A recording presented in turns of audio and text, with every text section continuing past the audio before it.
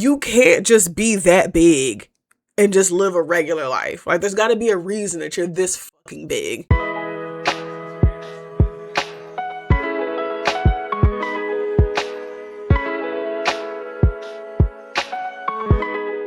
Hello, friends, and welcome back to an episode of Beautifully Nerding. I'm your host, Auntie Bri, and I feel like Alan Ritchson is like, I actually don't want to talk, so how about we just don't? This week, I saw Screen Unseen. I actually have been seeing a couple of Screen Unseens, but I just have not had time to really talk and record and share the moments with y'all because I've been very, very busy. I went on multiple trips back to back. I went to Houston, Texas for BlurredCon, had an amazing, nerdy, black ass time with my friends, and then I came back, sat down for like 2 days, then went to Nashville for Nashville Greek Picnic, and again had another black ass fun time with my friends. And I'm finally sitting down and I'm like, okay, let's get back into the routine. I miss YouTube. I miss sitting here talking about movies.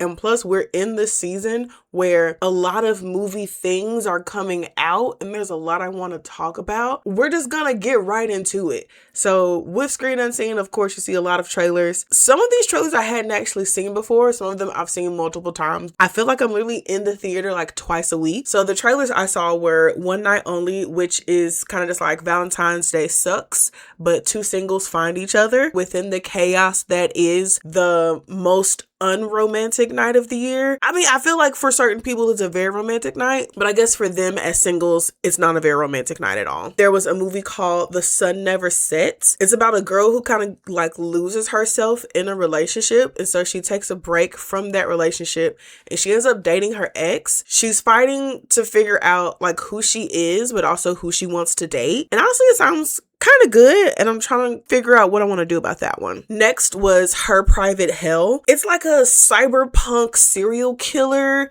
is hunting like all the beautiful people within the world. Like that one I didn't fully understand. It was kind of like a futuristic Cinderella story maybe. I'm not really sure, but there's a serial killer and it looks really futuristic. I kind of want to look more into it, but I also don't like scary for the point of being scary, so we'll just have to see about that one. Next was a movie called Haunted Heist. It's about a reluctant B&E that goes terribly wrong. It's a horror comedy in like the vein of like a scary movie or The Blackening. It stars Tiffany Haddish, Lil Rel Howery, who else? Carlos Miller is in it.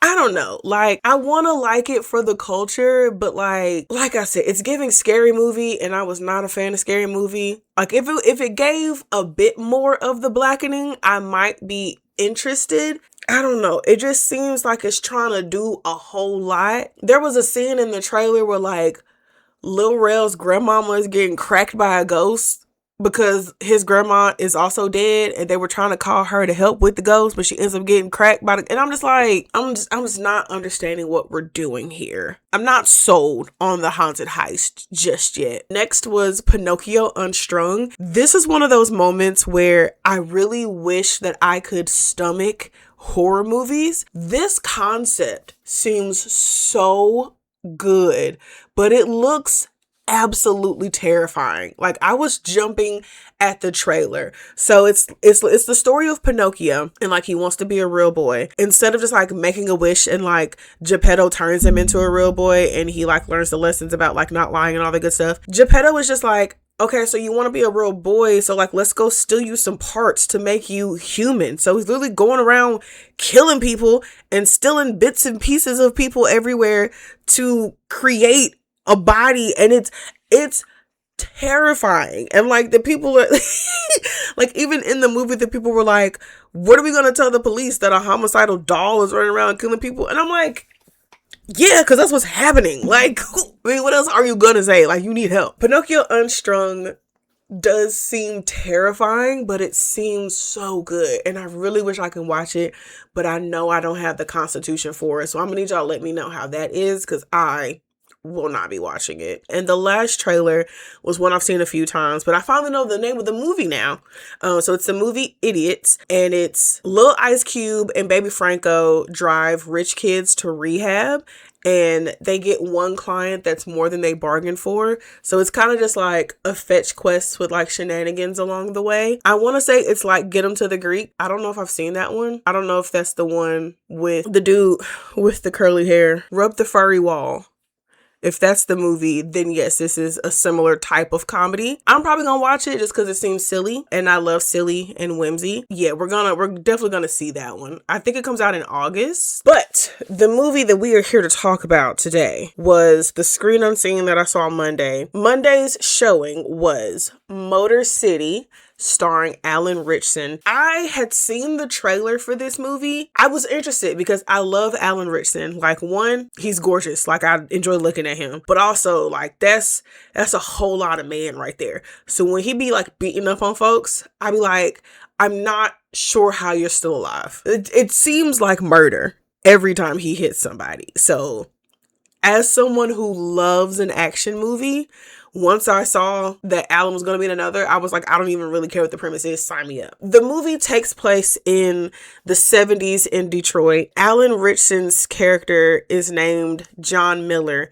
which I had to look up. I had to look up all the characters' names except for the main girl, because she had on a uniform that had her name on it, and I will explain why later. And he falls for the girl of a local gangster because the gangster dude was like, honestly, just an abusive piece of shit. John was her knight in shining armor, and the gangster Reynolds is none too pleased with having his shorty snatched, so he plots to get John framed because he's like, you know, if I can get King Kong out the way, then I can get my girl back. So that's Reynolds' plan. When John gets arrested, you know, time is going on and Sophie is trying to keep at it with her new job as a waitress, but they ended up buying a house together, and so she can't keep up with the house payments on her own. She got, like, you know, the eviction notice, and like we're seeing like all the things like she's going through, and like she's trying her best, but this is not working.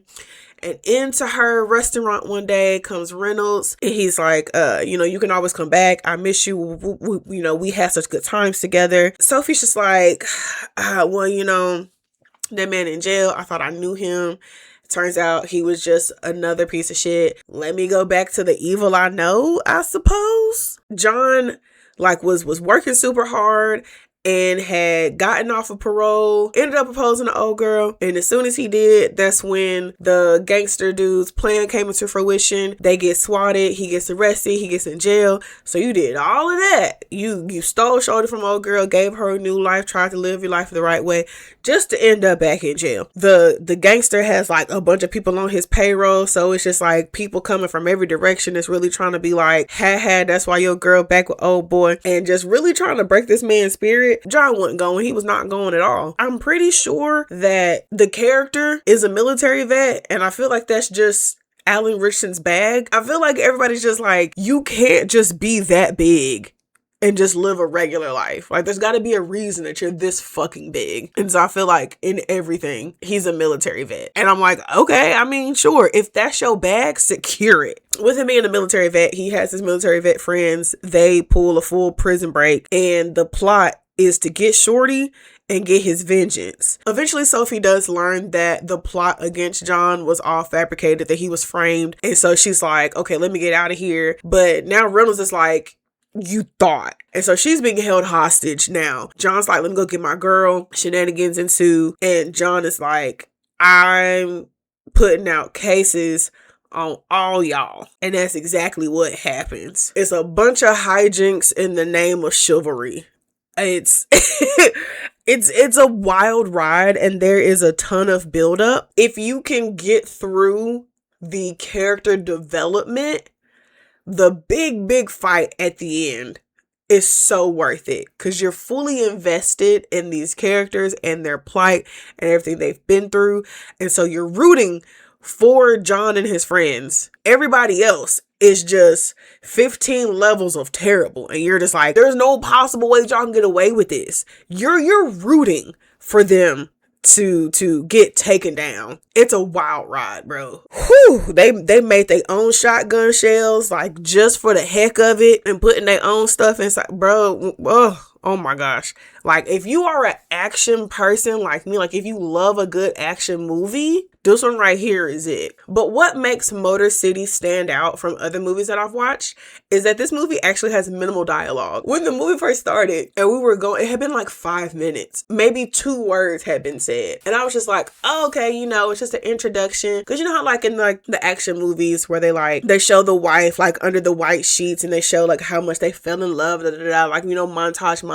I'm like, okay, cool. That's what we're doing. We are establishing that John and Sophie are so in love. Like, okay, cool. I didn't think nothing of it. And then it kept going. And there's still was no dialogue. And like we would hear a few sounds and grunts here and there, or like when there would be time for dialogue or someone needed to say something, like a door would close and like the sound would like shut down, or like you could hear like the sound direction and like shifted or turned a different way so that there was a clear distinction between us on the outside of the room and what was happening on the inside of the room. There is very minimal dialogue. I think there's maybe a total of like 5 lines in this whole movie. I was not prepared. It's definitely one of those where like you can feel the silence, but you're never really confused with what's going on, because there were a few times where I was just like, I'm actually really keeping up with this. And I didn't think I would, because I'm definitely a part, like I like to hear people talk. I don't need us to like sit down for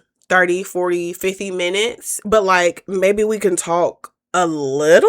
So it definitely gives like art house vibes. I think even on the AMC app, it has like the artisan border around it, because it definitely is one of those, like if you have a short attention span, this might not be the movie for you, because if you are not watching, you will definitely lose something. They're not holding your hand through any of this. Like you literally have to be watching, because no one is saying anything. Like literally no one's talking. So like if you're not watching and paying attention to what's going on, you will be confused. But I will say that the music and the sound direction do a whole lot of heavy lifting in this movie, because kind of has to. The music kind of helps you feel the emotions that you need to with this movie, so that you are fully enveloped and invested in what our characters are going through.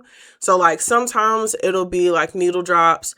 Other times it'll just, you know, kind of add to the suspense or aid in the emotion of what you're supposed to feel with the scene. It helps with the storytelling to have that amazing sound direction. So it's a really good movie, but it definitely is different. It's definitely gonna push you a little bit to maybe put the phone down. With you having minimal dialogue, like you don't know anybody's names in here. So I couldn't even be like, oh, so-and-so because I don't know nobody's names. And the only reason I knew John and Reynolds' names was because I looked it up for this video. Like Sophie had a name tag, but she was the only person who had a name on. Like even there was like a lead detective.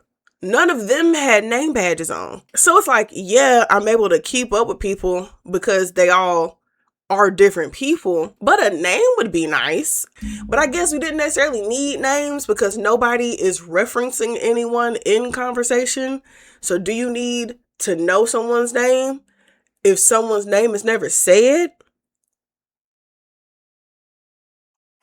So yeah, that is Motor City. I won't lie to you, I kind of want to see it again, because it's not even that long of a movie. I think it was maybe an hour and a half. Ain't no point in prolonging it. Like it's straight to the point. Homie girl gets snatched and he goes and get her back. That's the whole movie. But if you all have any recommendations for movies that I should watch, or if there are any TV shows that you all would like for me to talk about, because I actually don't mind watching a couple of episodes of TV to talk about them with y'all.